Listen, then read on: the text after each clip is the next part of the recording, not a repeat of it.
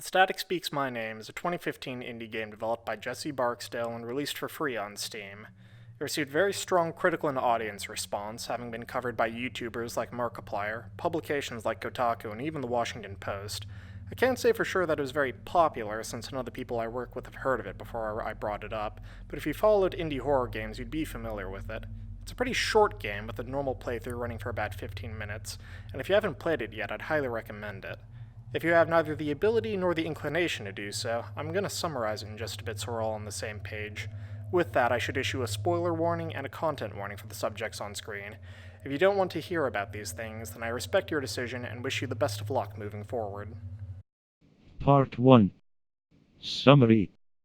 The game starts with the player in a dark void, populated by distant lights and a massive ball of static right in front of them. Walking close to it triggers a block of text telling of a person's name and method, and if the player walks into the ball itself, they are teleported from the scene. Next, the player character finds themselves staring at the ceiling as their character rolls out of bed. The player character is assigned a series of tasks: eat food, talk to friends, each of which has some sort of macabre twist. Eating food means gruesomely crunching down on a little pet shrimp. Talking to friends becomes failing to hold a conversation with a porn bot, while thoughts of violence appear on screen. Eventually, it's revealed that the player character has been hiding a local artist in a cage behind a secret wall in their house. After freeing or killing the artist, the player character hangs themselves in a closet. The player is then transported back into the void from the beginning, now populated with many more balls of static, each with their own text. Part 2. Meaning. Now, this is pretty weird, am I right? What's the deal with the ball of static? What was that wall of televisions doing there? The game opens in media res, and the player is never explicitly told how this is all supposed to fit together, or what the ultimate purpose of this all is. I am of the opinion that the key to understanding The Static Speaks My Name lies in this room off to the side of the house, the drawing room. The player is never obligated to go into this room for any of the objectives, but will probably stumble upon it through the natural course of exploring the small space of the house. Looking around, this room is covered all over in copies of a painting of two palm trees on a desert island. Observant players would notice this image scattered sporadically around the house, on the wall as a computer background, on an easel behind a secret door, just all over the place. Whoever lived in this house was trying to uncover some secrets hidden in the painting. There are copies of the painting in the drawing room, in X-ray and infrared. There are scribblings on the wall making notes, and let's not forget the artist caged up behind the secret door. Whatever this game is about, the painting is a part of it. There have been some theories put forward about this. Maybe this game is a representation of purgatory. Maybe it's about reincarnation. Maybe it's about aliens. Who's to say? There was actually a pretty good video made by some person that made a pretty well substantiated case for the game being about something or other. These might all be true, but I don't think so. My theory is that the game is absolutely absurd. Absurdism was a philosophy popularized by Albert Camus, best exemplified in his essay The Myth of Sisyphus, or in plays like Waiting for Godot by Beckett, and Rosencrantz and Guildenstern are Dead by Stoppard. The underlying beliefs of absurdism can best be described as the conflict that occurs between humanity's tendency to seek out meaning and inherent value in life, and the inability to find meaning in the chaotic, irrational, and purposeless world they inhabit. In The Static Speaks My Name, the player character is someone who's trying to find meaning in the paintings of palm trees that are found around the house. This person is analyzing the colors, shadows, and even the geography depicted in the painting, but it's pretty apparent there's nothing there.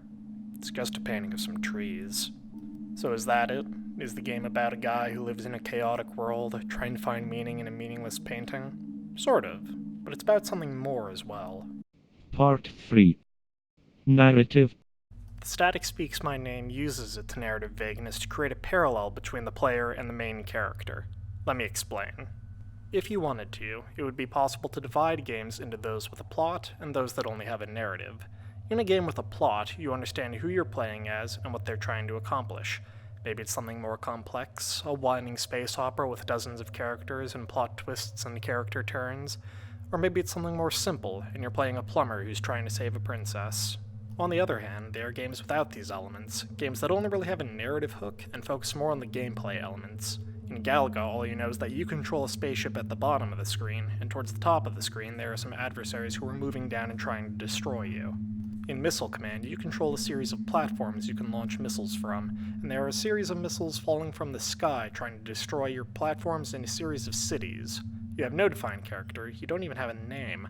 All you're left with is an objective provided by the gameplay: destroy all enemies and protect all cities. It is the responsibility of the player to figure out why they're doing what they're doing.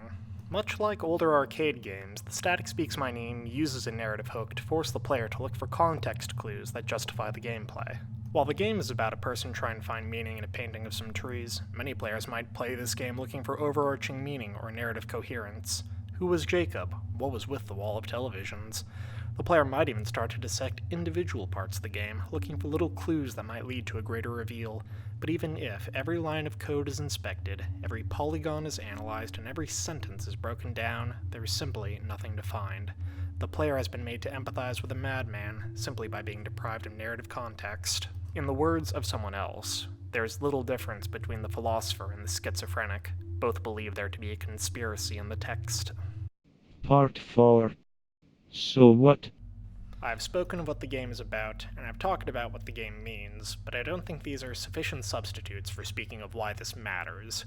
After all, if what I've been talking about is true, then the message of The Static Speaks My Name is that literary analysis is garbage. The author didn't have any reason for saying that the curtains were blue, aside from literally describing the color of the drapery. I don't think this is true for a couple of reasons, first of which is that this conclusion was only reached through a not insignificant amount of literary analysis, so that message would be more self-defeating than anything. The second has to do with the philosophy of absurdism I talked about before. In the myth of Sisyphus, Albert Camus exemplifies his points by talking about the mythical Greek figure Sisyphus, who was damned for all eternity to roll a rock up a hill, only for it to roll down again once it reached the top. A pointless act of suffering, to be sure, but one which Camus says is noble in its own way. Sisyphus knows what will happen to the stone as he pushes it up the hill, and yet still he continues. It could be said that Sisyphus is an optimist, that he has acknowledged the absurdity of his punishment, and in so doing has overcome it. It is only once one acknowledges the absurd that one can overcome it to achieve happiness of one sort or another. So it is with The Static Speaks My Name. The game is completely meaningless, and there is meaning in that. All art is meaningless. It's the people that experience it that gives it its value. Each person will get something different from this game. I've seen people talk about this in relation to depression, about depictions of cosmic and gothic horror, and about the value of minimalism. Great art means different things to different people, and I urge you to try this game and see what meaning you get from it. It'd make me happy. Hey you.